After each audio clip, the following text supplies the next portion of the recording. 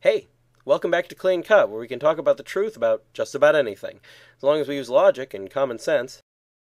This season, we're looking at the miracles of Jesus to see what they can tell us about God and His promises to the faithful. Last time we talked about the miraculous catches of fish that Jesus caused, and how that indicates that Jesus can grant success to people's efforts, especially those involving animals. Today, the healing of the sick. This is Jesus' most frequent kind of miracle, with over 20 separate mentions of it in the Gospels. We'd be here all day if we dissected all of them, but we can at least look at a good selection of different kinds and see what they imply. Jesus saith to him, Go thy way, thy son liveth. The man believed the word which Jesus said to him, and went his way.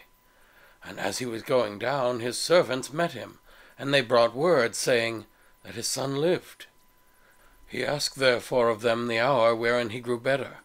And they said to him, Yesterday, at the 7th hour, the fever left him. John 4:50-52. Here, Jesus cures a man's son who was sick with a fever and was close to death.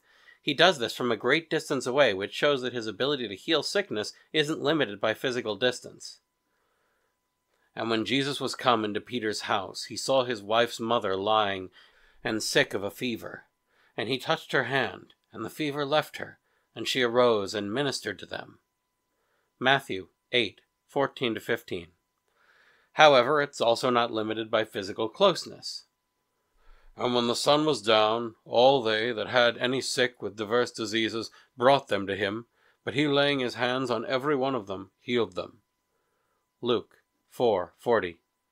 Jesus is able to heal people with many different kinds of sicknesses in this way. And as he entered into a certain town, there met him 10 men that were lepers, who stood afar off, and lifted up their voice, saying, Jesus, Master, have mercy on us. Whom when he saw, he said, Go, shew yourselves to the priests. And it came to pass as they went, they were made clean. Luke 17:12-14. Leprosy is a type of serious long-term infection. It can be contracted from others who have it, which is why the lepers were usually forced into quarantine, which is a heavy burden since at the time there was no known cure. It's not especially contagious as sicknesses go, though, and these days can be cured with certain combinations of commonly available drugs. But back then it was a serious matter, causing physical disfiguration of the skin and a loss of ability to feel pain, leading to even worse injuries to the arms and legs. The respiratory system could also be affected. In short, it was a seriously unpleasant illness with, in most cases, very visible signs. Yet Jesus cures this illness on multiple occasions, without even making contact with the sick men.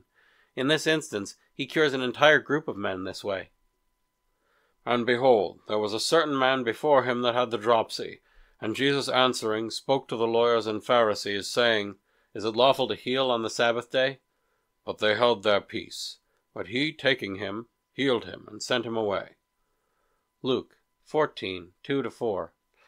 Dropsy is also called hydropsy, edema, fluid retention, or swelling, and it's a symptom of some underlying illness which causes swelling that leads to tight skin and a buildup of fluid, usually in the arms or legs. Like leprosy, it's an illness with visible signs. Certain skin infections can cause this, but so can many other things. It's treatable these days, but treatment depends on knowing the cause of the swelling, and at the time, the various causes of dropsy weren't well understood. However, Jesus heals the man easily in front of many hostile witnesses. And whithersoever he entered, into towns or into villages or cities, they laid the sick in the streets, and besought him that they might touch but the hem of his garment, and as many as touched him were made whole. Mark 6:56. Jesus also heals people who merely show their faith by touching his clothes. But Jesus, knowing it, retired from thence, and many followed him, and he healed them all. Matthew 12:15. Jesus can even heal large groups of people from sickness all at once. Diseases come in many types and have many different root causes, but no matter what type of disease, whether it's visible or not, whether Jesus actually touched a person or was miles away, whether he spoke to someone or let them touch his clothes, whether dealing with one sick person or a crowd of sick people, Jesus is able to cure illnesses. This is yet another offer that God makes to his faithful, a final end to sickness. We know, therefore, that people in heaven will never be sick.